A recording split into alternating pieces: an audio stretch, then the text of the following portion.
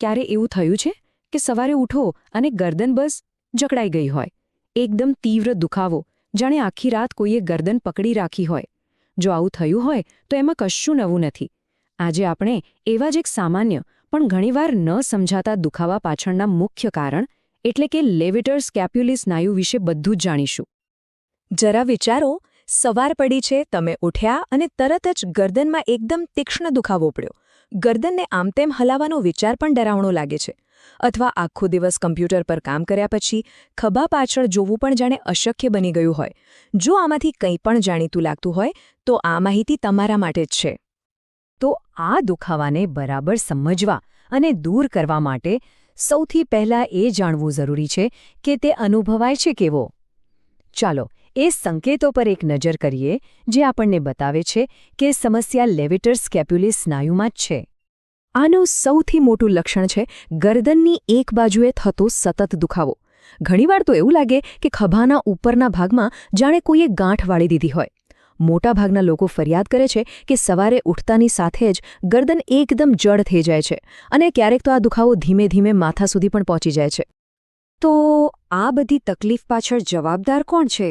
ચાલો આજના આપણા મુખ્ય ગુનેગારને મળીએ, લેવેટર સ્કેપ્યુલી સ્નાયુ. ગરદનના દુખાવાના મોટાભાગના કિસ્સાઓમાં આ નાનકડો પણ બહુ જ મહત્વનો સ્નાયુ જ અસલી વિલન હોય છે.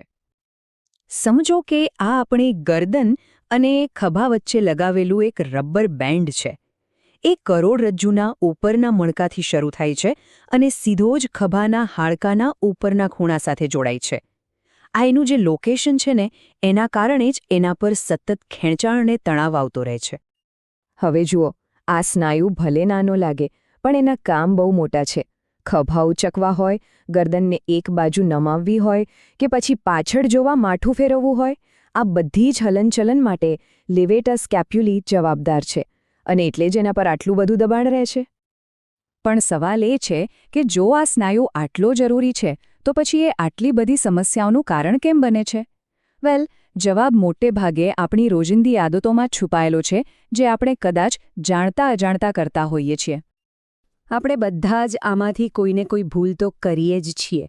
કલાકો સુધી મોબાઈલમાં ગરદન ઝુકાવી રાખવી કે પછી કમ્પ્યુટર પર આગળની તરફ ઝૂકીને કામ કરવું.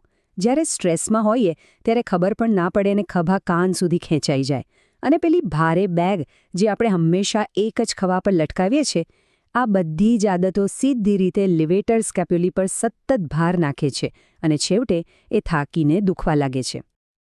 પણ સારા સમાચાર એ છે કે આ દુખાવા સાથે જીવવાની કોઈ જરૂર નથી. એવી ઘણી સરળ અને અસરકારક રીતો છે જે આજથી જ શરૂ કરી શકાય છે. ચાલો આ દુખાવામાંથી રાહત મેળવવા અને એને પાછો આવતો રોકવા માટે શું કરી શકાય એ જોઈએ. જ્યારે દુખાવો થાય ત્યારે તરત જ રાહત માટે એક સિમ્પલ નિયમ યાદ રાખવાનો. જો દુખાવો નવો હોય, હમણાં જ શરૂ થયો હોય અને સોજો જેવું લાગે ને, તો બરફનો શેક કરો. બરફ સોજો ઘટાડશે. પણ જો દુખાવો જૂનો હોય અને સ્નાયુમાં જકડન વધારે હોય તો ગરમ શેક વધુ ફાયદો કરશે. ગરમી સ્નાયુને રિલેક્સ કરશે અને લોહીનો પ્રવાહ વધારશે. આ નાનકડો ફરક સમજવાથી ઘણો ફાયદો થઈ શકે છે. ચાલો આ સ્નાયુ માટેની સૌથી અસરકારક સ્ટ્રેચિંગ એક્સરસાઇઝ સાથે મળીને કરીએ. સૌથી પહેલાં ટટ્ટાર બેસી જાઓ. હવે ધીમે ધીમે માથાને દુખાવાની વિરુદ્ધ દિશામાં લગભગ 45 ડિગ્રી ફેરવો.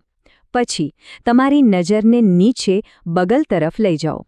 બસ, તમને ગરદનની બાજુમાં એક સરસ હળવું ખેંચાણ અનુભવાશે. આ પોઝિશનમાં લગભગ 20થી 30 સેકન્ડ સુધી રહો અને ઊંડા શ્વાસ લો. ફક્ત સ્ટ્રેચિંગથી કામ નહીં ચાલે.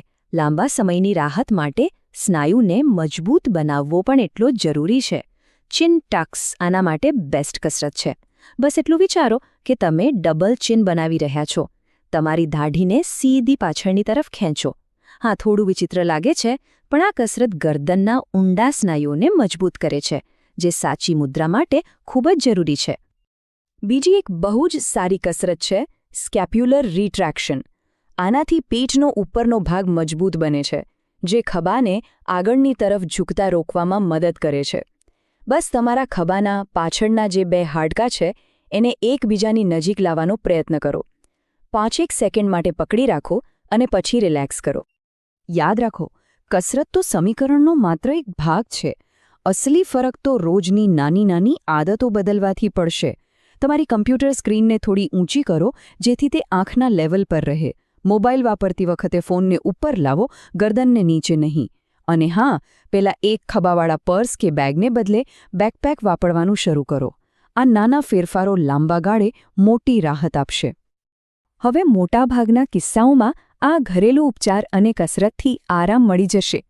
પણ એ જાણવું પણ ખૂબ જ જરૂરી છે કે ક્યારે કોઈ પ્રોફેશનલ એટલે કે નિષ્ણાતની મદદ લેવી જોઈએ. આ અમુક રેડ ફ્લેગ્સ છે જેને બિલકુલ નજરઅંદાજ ન કરવા જોઈએ. જો દુખાવો 7-10 દિવસથી વધારે રહે અથવા તો હાથમાં જણજણાટી થાય, ખાલી ચડી જાય કે પછી હાથમાં નબળાઈ જેવું લાગે, તો તરત જ ડૉક્ટર અથવા ફિઝિયોથેરાપિસ્ટને મળવું જોઈએ. આ કોઈ બીજી ગંભીર સમસ્યાના સંકેત પણ હોઈ શકે છે.